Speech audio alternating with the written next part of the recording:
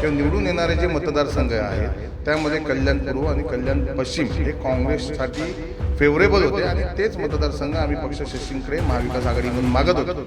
आणि असं असताना जर कल्याण डोंबिवलीमध्ये एकही सीट काँग्रेस पक्षाला मिळणार नसेल तर काँग्रेस ही जिल्ह्यामधून हद्दपार होईल की आम्ही आमचा सामूहिक आमच्या पदाचा राजीनामा पक्ष श्रेष्ठींकडे आज आम्ही देणार.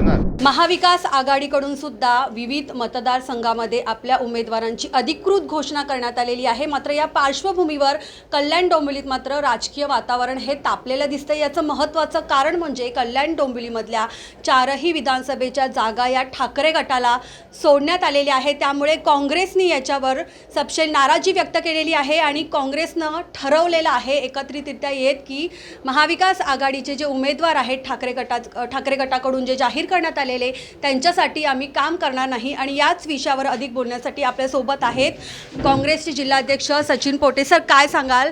काँग्रेसमध्ये तीव्र नाराजी पसरलेली आहे, काय राजकीय भूमिका असणार आहे पुढे? आपल्या सर्वांना माहिती आहे की कल्याण डोंबिवली माझ्या जिल्ह्यामध्ये 4 मतदारसंघ आहेत. आम्हाला निवडणूक लढायची किंवा मतदारसंघ मागायचे ह्यासाठी आम्ही मागत नव्हतो. आम्हाला मागायचे असते तर आम्ही महाविकास आघाडीमध्ये 4ही मतदारसंघ मागू शकलो असतो.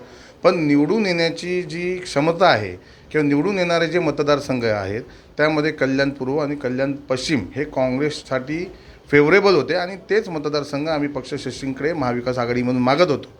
आणि असं असताना गेल्या अनेक वर्षापासून आम्ही काँग्रेस पक्षामध्ये प्रामाणिकपणे काम करतो आहे, निष्ठेने काम करतो आहे. आम्ही सत्ताधाऱ्यांच्या विरोधात राहून संघर्ष करतो आहे. आमच्यावर वैयक्तिक हल्ले झाले, वैयक्तिक आम्हाला त्रास दिला गेला, पक्षातून त्रास दिला गेला. अशा अनेक बाबतीमध्ये आम्ही संघर्ष करत पुढे पक्ष आम्ही टिकून ठेवला. आणि असं असताना जर कल्याण डोंबिवलीमध्ये एकही सीट काँग्रेस पक्षाला मिळणार नसेल तर काँग्रेस ही जिल्ह्यामधून हद्दपार होईल. याआधी लोकसभेच्या निवडणुकीमध्ये एकही सीट काँग्रेसला दिली नाही. जी पारंपरिक जी भिवंडीची सीट काँग्रेसची होती, जिथून 8 वेळा भिवंडीतून खासदार म्हणून काँग्रेसचा उमेदवार निवडून गेला होता, तीही सीट तुतारीला दिली. तर तेव्हाही आम्ही राहुल गांधी पंतप्रधान होतील, इंडिया विकास आघाडीचं महाविकास आघाडीचं काम केलं पाहिजे, सर्व नाराजी बाजूला ठेवून आम्ही मनापासून राष्ट्रवादीच्या उमेदवाराचं काम केलं. असं असताना देखील आम्हाला अपेक्षा होती की आमचे जे सहकारी पक्ष आहेत, मग ते उद्धव बाळासाहेब ठाकरे गट असेल किंवा शरदचंद्र पवार गट असेल, यांनी निदान काँग्रेस पक्षाला कल्याण डोंबिवलीमध्ये 2 जागा देणं अपेक्षित होतं. पण तसं घडताना दिसत नाही. त्यामुळे आज आम्ही पक्षाच्या वतीने आमचे सर्व फ्रंटलचे अध्यक्ष, त्यामध्ये महिला काँग्रेस, यूथ काँग्रेस, NSYचे अध्यक्ष, सर्व सेलचे अध्यक्ष, सर्व ब्लॉक अध्यक्ष यांनी आज ठरवलेलं आहे की आम्ही आमचा सामूहिक आमच्या पदाचा राजीनामा पक्षश्रेष्ठींकडे आज आम्ही देणार. आणि अजूनही आम्ही त्यांना विनंती करणार आहे की अजूनही वेळ गेली नाही. 29 तारखेपर्यंत फॉर्म भरण्याची मुदत आहे. मी ऑलरेडी भारतीय राष्ट्रीय काँग्रेस पक्षातनं मी फॉर्म भरून ठेवलेला आहे.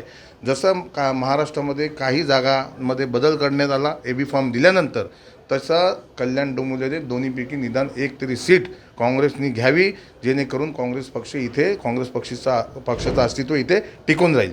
नक्कीच. आपण एक अजून आरोप केलेला आहे तो म्हणजे की या ठिकाणी जे ठाकरे गटाचे उमेदवार देण्यात आलेले आहेत ते पाडण्यासाठीच दिले की काय, अशा प्रकारचं प्रश्नचिन्ह तुम्ही यासाठी इथे या ठिकाणी उपस्थित केलेलं आहे. जी पत्रकार परिषद काही वेळापूर्वी झाली, नेमकं तुम्हाला असं का वाटलं? निश्चितपणे तुम्ही या दोन्ही मतदारसंघाची पार्श्वभूमी बघितलीत तर कल्याण पश्चिममध्ये शिवसेनेचे 2 गट आहेत. भाजपमध्ये प्रचंड नाराजी आहे आणि त्यामुळे भाजपचा एक उमेदवार अपक्ष राहणार आहे. आणि या मतदारसंघात मुस्लिम मतदार आणि दलित मतदार हे मोठ्या संख्येने आहेत आणि ते काँग्रेस पक्षाला मानणाऱ्या मतदार आहेत. तुम्हाला ह्याची लोकसभेमध्ये याची प्रचिती तुम्हाला आलेली आहे. त्यामुळे आणि कल्याण पूर्व जो मतदारसंघ आहे, कल्याण पूर्वमध्ये गणपत गायकवाड हे 3 वेळा निवडून येण्यामागचं कारण हे आहे की त्यांना आजपर्यंत एकदाही स्थानिक उमेदवार शिवसेनेने दिला नाही. शिवसेनेने एक संघ असताना 3 वेळा ती सीट शिवसेनेच्या हातून गेलेली आहे. असं असताना जर त्यांच्याकडे स्थानिक सक्षम उमेदवार नव्हता तर त्यांनी काँग्रेसला ही सीट सोडावी अशी आम्हाला अपेक्षा होती. कारण मी त्या कल्याणपूरमधून 3 वेळा वेगवेगळ्या वॉर्डमधून निवडून आलो आहे. 20 वर्ष मी पक्षामध्ये काम करत आहे. आणि असं असताना शिवसेनेकडे पण निष्ठावान शिवसैनिक असताना ज्यांनी बंडखोरी केली मागच्या निवडणुकीत शिवसेनेबरोबर, त्या बंडखोराला उमेदवारी देऊन त्यांना काय साधायचं आहे? नक्की एक प्रकारे यांना भाजपला मदत करायची का छुपी, असं आम्हाला दिसून येते. कारण हे मतदारसंघ जे दोन्ही मतदारसंघ आहेत तिथे दोन्ही उमेदवार हे सक्षम नाहीत. कल्याणपूर्वमध्ये तो उमेदवार स्थानिक नाही. याच्यापूर्वी डोंबिवलीतून उमेदवार दिले होते पुंडलिक म्हात्रे, त्यानंतर ठाण्याहून उमेदवार यांना आणावे लागले गोपाळ लांडगे, आणि मागच्याच धनंजय बोडारे यांना शिंदे गटाच्या सर्व नगरसेवकांनी उघडपणे मदत करून प्रचार करून सुद्धा धनंजय बोडारे हे निवडून येऊ शकले नाहीत. त्यांचे सख्खे भाऊ चंद्रकांत बोडारे हे एकनाथ शिंदे गटात गेलेले आहेत. असं असताना त्यांच्यासाठी हा मतदारसंघ मागून घेऊन त्यांना एबी फॉर्म देणं हे अन्यायकारक आहे. याची प्रचंड चीड कल्याणपूर्वमधील काँग्रेस पक्षाचेच नाही तर शिवसैनिक असतील, राष्ट्रवादीचे जे प्रामाणिक कार्यकर्ते असतील, जे निष्ठावंत, यांच्यामध्ये प्रचंड नाराजी आहे की कल्याणपूर्वमध्ये आजही स्थानिक उमेदवार दिला गेला नाही. त्याच्यामुळे गणपत गायकवाड यांचं फावतं आणि ते निवडून येतात. नक्कीच वरिष्ठ पातळीवर जे राजकारण चालतं त्याचा फटका कुठेतरी ग्राउंड लेवलला काम करणाऱ्या पदाधिकाऱ्यांना बसतोय, अशीच एक प्रकारचा अप्रत्यक्षरित्या सूर आपण या ठिकाणी लावलेला आहे. काय भावना आहे सध्या कार्यकर्त्यांमध्ये? कार्यकर्ते असतील ते तर प्रचंड नाराज आहेत, किंवा पदाधिकारी असतील हे प्रचंड नाराज आहेत. त्याचबरोबर काँग्रेस पक्षाला मानणारा, काँग्रेस पक्षाच्या विचारधाराला मानणारा एक वर्ग कल्याण डोंबिवलीमध्ये आहे. त्यांच्यामध्येही संताप आहे की जसं जमिनीवर साखर पडली तर मुंगळ्यांना आमंत्रण द्यायला लागत नाही.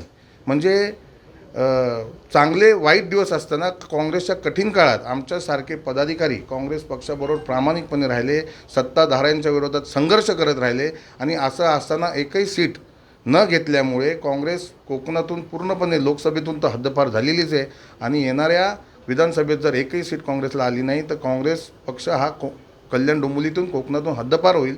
आणि त्याचे पडसाद येणाऱ्या महानगरपालिकेच्या निवडणुकीमध्ये आम्ही लोकांसमोर मशाल आणि तुतारी घेऊन प्रचार करायचा का, हा प्रश्न सर्व कार्यकर्त्यांच्या मनात आहे. त्यामुळे कार्यकर्ते प्रचंड नाराज आहेत आणि त्यामुळेच आज सामूहिक राजीनामा देण्याचा आम्ही निर्णय घेतलेला आहे. आता सध्या महाविकास आघाडीचे जे उमेदवार जाहीर करण्यात आलेले आहेत तर त्यांच्यासाठी तुम्ही काम करणार की नाही करणार? निश्चितपणे आम्ही आमची भूमिका ठरवली आहे. अजूनही वेळ गेलेली नाही. आम्हाला दोन्हीपैकी एक मतदारसंघ जर मिळाला, अजूनही अदलाबदली करून एखादी सीट काँग्रेसच्या वाट्याला आली तर निश्चितपणे आम्ही महाविकास आघाडीच्या उमेदवारांचं काम करू.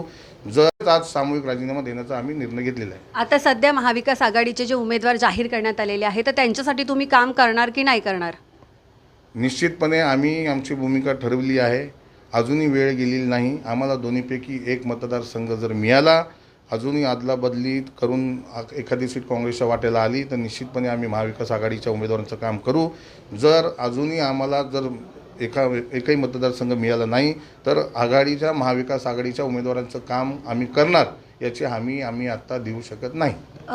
आपलं एक नाव असं आहे की राजकारणापलीकडे आपले सर्वांशी चांगले संबंध आहेत. आत्ता हा आपण जो राजकीय स्टँड घेतलेला आहे, समजा तुम्ही राजीनामा दिला, आत्ता तुम्ही भूमिका सांगितली की महाविकास आघाडीच्या एकाही उमेदवाराचा आम्ही जो आहे प्रचार करणार आहे, सचिन पोटे कोणाला मदत करणार? सचिन पोटे स्वतःलाच मदत करणार आहेत. कारण जर पक्षाने कुठला निर्णय घेतला नाही तर पुढची भूमिका काय घ्यायची हे निश्चितपणे मी ठरवणार आहे, आणि तो तुम्हाला लवकर कळेल. कारण मी आज 24 वर्ष आले या पक्षामध्ये प्रामाणिक. मला अनेक वेळा संधी आल्या पक्ष बदलण्यासाठी, किंवा दबाव पण आला की मला ऑफर पण आल्या, पदांच्या ऑफर आल्या, पैशाच्या ऑफर आल्या, पण मी त्या सगळ्या नाकारल्या, त्या सगळ्या धुडकावून लावल्या. मला काँग्रेस पक्षाने भरपूर काही दिलं याची जाणीव ठेवून मी पक्षामध्ये संघर्ष करत राहिलो. पण मी पक्षाबरोबर लॉयल राहिलो, पण पक्ष माझ्यावर लॉयल राहतो का नाही हे मी बघेल आणि त्यानंतर निर्णय घेईल. नक्कीच. तर आपण बघितलं आपल्यासोबत सचिन पोटे होते. त्यांनी या ठिकाणी तीव्र नाराजी व्यक्त केलेली आहे. आता येणाऱ्या काळामध्ये काँग्रेसचे पक्ष श्रेष्ठी कल्याण डोंबिवलीतले जे काँग्रेसचे पदाधिकारी असतील त्यांची समजूत काढतात का, आणि एखादी तरी जागा जी आहे ती काँग्रेससाठी देण्यात येते का, ते पाहणं महत्त्वाचं ठरणार आहे. कल्याण डोंबिवलीहून मयुरी चव्हाण, लोकमत.